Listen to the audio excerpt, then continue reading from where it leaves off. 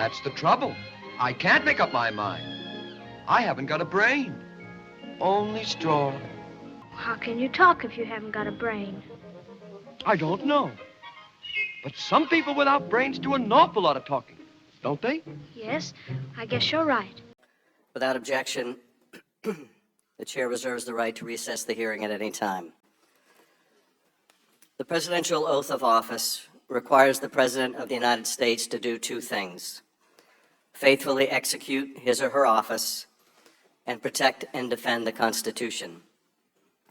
That oath, of course, cannot be honored if the President does not first defend the country. If our national security is jeopardized, if our country is left undefended, the necessity to faithfully execute the office becomes moot. Where there is no country, there is no office to execute. And so the duty to defend the nation is foundational to the President. If we do not defend the nation, there is no Constitution. But if we do not defend the Constitution, there is no nation worth defending. I am so freaking mad! I am so freaking mad! I mean, you guys have officially made me lose my marbles! For yesterday, we were presented with a record of a call between the President of the United States and the President of Ukraine, in which the President, our President, sacrificed our national security and our Constitution for his personal political benefit. Ukraine was invaded by its neighbor, by our common adversary, by Vladimir Putin's Russia. It remains occupied by Russian irregular forces in a long simmering war. Ukraine desperately needs our help, and for years we have given it. Rather, they were expressing the obligation of the President to defend the institutions of our democracy, to defend our system of checks and balances that the Constitution enshrines, to defend the rule of law, a principle upon which the idea of America was born, that we're a nation of laws, not men. That is when Bill Clinton went to Kazakhstan with the gazillionaire buddy, Frank Giuffra, and they lavished all kinds of praise on this undeserving dictator of Kazakhstan. And guess what? When they left, they had rights to the uranium mining in Kazakhstan. Just imagine that.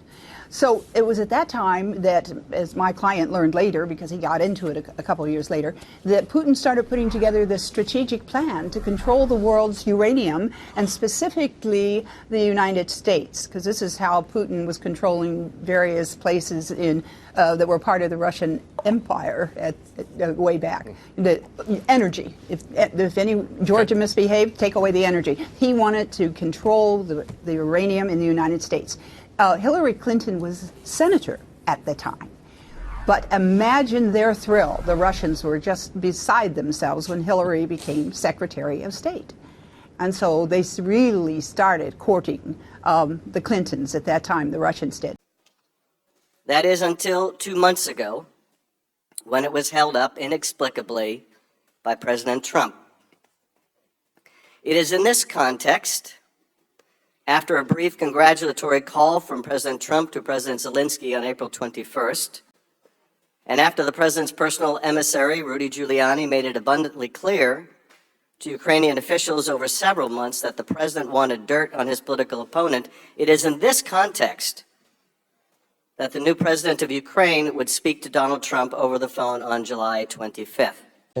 But you're right, it's breathtaking. And Jim, I think are also right in listening to that White House statement where they say, well, these are the same lies he told the White House. No, actually, if you read his statement, General Flynn today acknowledges he told senior transition officials about this. Yep. Those people all became part of that White House. So it's not going to be that easy for the White House to simply say, nothing to see here. And also, to be clear, in the statement of offense, he says not only did he keep them informed, but on at least one of those calls with foreign leaders during the transition, he was directed by someone in the campaign. The White House argument in that statement and throughout has been he was in effect freelancing here, right? He was acting alone. You're doing your own investigation here. Does that stand up to the facts as you know them? Of course not, but we've seen this pattern when Manafort first got in trouble Well, he just had a small role in the campaign for a small period of time. Well, he was the campaign manager.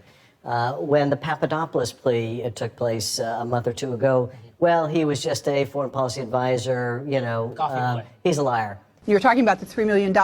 Would you like for me to tell you about that? Yes, please. Okay. Sergei Pogorodnik, a big muckety-muck in the nuclear Russian industry, told my client, Mr. Campbell, that the Russians were going to pay APCO. That's a big lobbying firm here in Washington, and it's full of Democrats, particularly former Clinton people. They were going to pay APCO $3 million, and the APCO was going to do some work for it, but not $3 million worth, that they were going to do a lot of in-kind work for the Clinton Foundation in return. That was the Russians, you know, greasing the palm of the Clintons. The essence of what the president communicates. We've been very good to your country, very good. No other country has done as much as we have. But you know what? I don't see much reciprocity here. I hear what you want. I have a favor I want from you, though. And I'm going to say this only 7 times, so you better listen good. I want you to make up dirt on my political opponent, understand lots of it. On this and on that. I'm going to put you in touch with people, not just any people. I'm going to put you in touch with Attorney General of the United States, my Attorney General, Bill Barr. He's got the whole weight of the American law enforcement behind him. And I'm going to put you in touch with Rudy. You're going to love him, trust me. You know what I'm asking, and so I'm only going to say this a few more times, in a few more ways. And by the way, don't call me again. I'll call you when you've done what I asked. Oh, I'm a failure because I haven't got a brain.